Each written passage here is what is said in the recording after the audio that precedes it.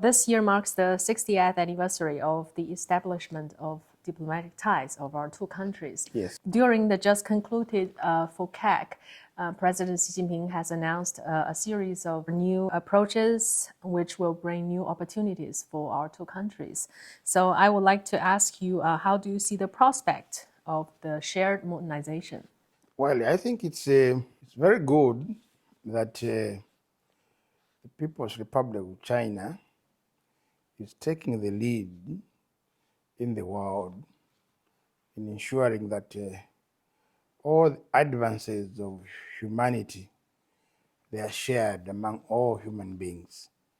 And this includes also, apart from development, also to enjoy peace and happiness. With respect to my own country where I come from, Zambia, we've had a very good relationship since 1964. China have been supporting Zambia, and we've been trading very peacefully. China is the biggest supporter to our infrastructure development. Apart from the rail line, China has also come to build us a university teaching hospital, energy sector, power stations. Most of the road network, we have in Zambia, it was given to us, provided by Chinese assistance. And so China and with Zambia, it's basically an all-weather friend. And that is why President Xi Jinping plus our president have even raised the relationship to a higher level.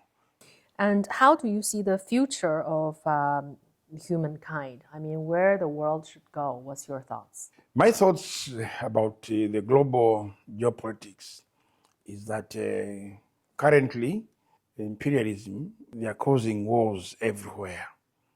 In fact, with respect to China, there is a hybrid war where they've been fighting China. For instance, South China Sea, they've come up with the AUKUS to try and intimidate China. There is war against Chinese products such as the EV vehicles. They're putting tariffs on Huawei, your company, tariffs on TikTok and so on to try and stop China from developing. So imperialism is a dangerous thing for mankind. We, the socialists and progressive mankind, must unite to safeguard our peace, not only in terms of the wars that are going on, but also in terms of climate change, a world where people will maximize on the happiness of humanity and lessen the difficulties and the anguish. You have talked about socialist communities, so